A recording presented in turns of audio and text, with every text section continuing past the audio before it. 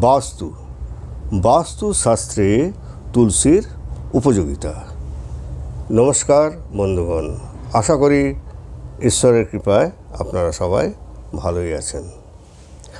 আমি রামপ্রসাদ ব্যানার্জি কলকাতা থেকে বলছি। আজ আমি বাস্তুশাস্ত্র অনুযায়ী তুলসী গাছের উপযোগিতা সম্বন্ধে আলোচনা করব। বাস্তুশাস্ত্রের মতে তুলসী গাছ খুবই গুরুত্বপূর্ণ এবং পবিত্র মনে করা হয়। এটি শুধু একটি গাছ নয়, বরং হিন্দু ধর্মে এক বিশেষ স্থান অধিকার করে রয়েছে। বাস্তুশাস্ত্র অনুসারে তুলসী গাছ বাড়িতে স্থাপন করলে তা সৌভাগ্য, শান্তি ও সমৃদ্ধি নিয়ে আসে। তুলসী গাছ ইতিবাচক শক্তি আকর্ষণ করে এবং নেতিবাচক শক্তি বাড়ি থেকে দূর করে।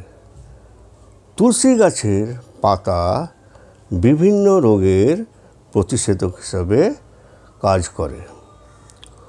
1907 সালে অনুষ্ঠিত ইম্পেরিয়াল ম্যালেরিয়া সম্মেলনে ঘোষণা করা হয়েছিল যে কালো তুলসী রোগ প্রতিরোধ এবং ম্যালেরিয়া নিরাময় করে।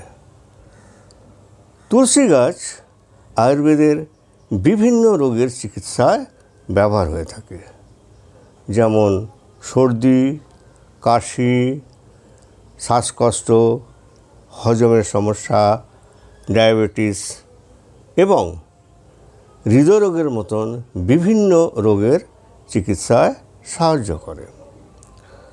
রবিবার বাদ দিয়ে রোজ সকালে যদি 5-6টি তুলসী পাতা খাওয়া হয়, তাহলে নানান রোগসহ সুগার, প্রেশার ইত্যাদি কন্ট্রোল থাকে। তুলসী গাছ উত্তর, পূর্ব বা উত্তর পূর্বে স্থাপন করা উচিত। স্নানের পর নিয়মিত তুলসী গাছে জল ঢাললে এবং সন্ধেবেলায় ধূপ দ্বীপ জ্বালালে সংসারের সর্বপ্রকার উন্নতি হয়ে থাকে। তুলসী গাছ উপহার হিসাবে দেওয়া বা নেওয়া উভয়ের জন্যই শুভ ফল হয়ে থাকে। তুলসী গাছে জল দেওয়া উচিত নয় এমন কিছু বিশেষ বিশেষ দিন আছে, যেমন রবিবার, একাদশীর দিন এবং সূর্যগ্রহণের সময়। রবিবার এই দিনটি সূর্যের দিন।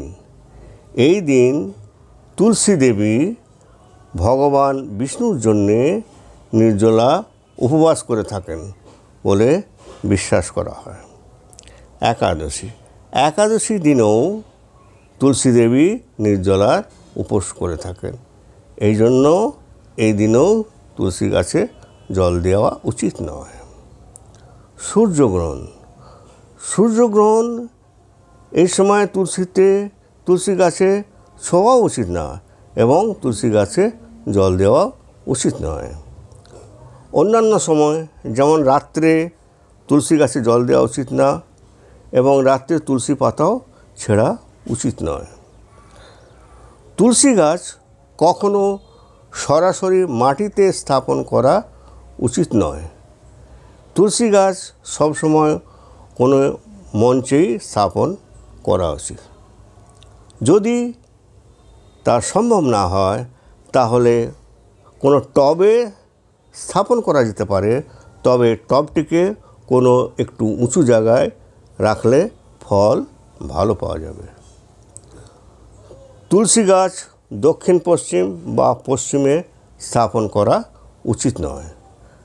ভিডিওটি যদি ভালো লেগে থাকে তাহলে ভিডিওটি লাইক ও শেয়ার করবেন এবং চ্যানেলটিকে সাবস্ক্রাইব করার জন্য অনুরোধ রইল। ধন্যবাদ।